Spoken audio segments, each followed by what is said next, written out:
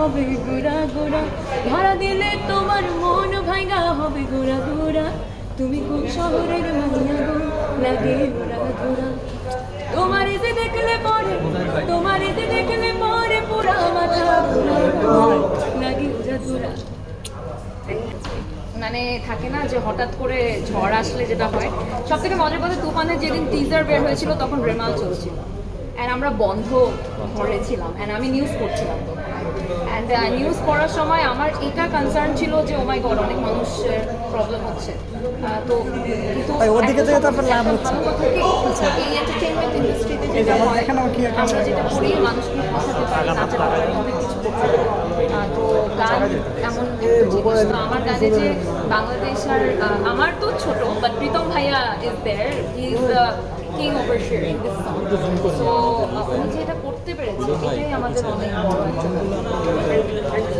একটা জিনিস দেখলেন যে তুফানের যদি আমরা তো আজকে পুরোটা বিজিএম দেখলাম, মানে ব্যাকগ্রাউন্ড মিউজিকগুলো দেখলাম, আর দুটা গান তো অলরেডি নাম্বার 1 ট্রেন্ডিংয়ে আছে, মিষ্টি কোকিল, উড়াধুরা। আপনারা সবাই শুধু দেশ যে নাচছে তা না, বাইরে সো গানের ক্ষেত্রটা তো আমরা দেখেছি যে এটার একটা একটা পিকচার পারফেক্ট যেটাকে আমরা বলি যখন শ্যুট হয়। আসলে গানের উপরে সব কিছু কিন্তু আবার শ্যুটের উপরেও ডিপেন্ড করে যে গানটা প্রপারলি শ্যুট হলো।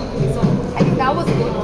আর সব থেকে ইম্পর্টেন্ট কথা হচ্ছে যে বিজিএমটা যদি আপনি দেখেন, ব্যাকগ্রাউন্ড মিউজিকটা অন টপ, সব কিছু কানে লাগেনি, একদম জায়গা মতো যতটুকু দরকার ততটুকু। আমার কাছে মনে হয় মিউজিকের ক্ষেত্রে আমি যেহেতু it was also variation in the music industry. যে আমি জানতামই না, once again, আমি হঠাৎ করে ফোন দিয়েছি, তো তখন আমার একটা কাজ আছে।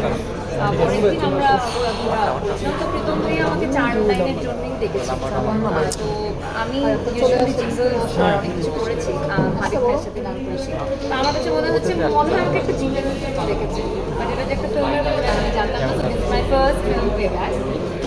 তো ওটার জায়গায় উড়াধুরা যখন আমি শুনছিলাম আমি আরেকজন সিঙ্গারের নাম নিয়েছি, কিন্তু করোনার বলছে না আমার ভয়েসটাই ওনাদের পছন্দ, তো হয়ে গেছে। বাট আমার কোনো আইডিয়া ছিল না যে এই গানটা এত বড় হয়ে যাবে বা কিছু, বাট প্রীতম ভাইয়ের কাছে দারুণ। তো নিজের করতে গানটা করতে কতক্ষণ লেগেছিল? 30 minutes only, 30 minutes, just 30 minutes. Because আমি গানটা শোনার পরে আমি জাস্ট আইডিয়াটা নিচ্ছিলাম যে এটা কীভাবে করা যায়, মানে কারণ আমার অনেকগুলো ভোকাল টেক্সচার আছে। তো যখন আমাকে বলেছিল মনে হয় মিমি চক্রবর্তী এটাতে স্টারিং হবে, তো তখন আই ওয়াজ লাইক আচ্ছা let me give this texture see. তো কিছু ভাইয়া জাস্ট আমাকে বলেছে একটু মুখ খুলে দিতে হবে কারণ আমার উচ্চারণগুলো যাতে প্রপার হয়।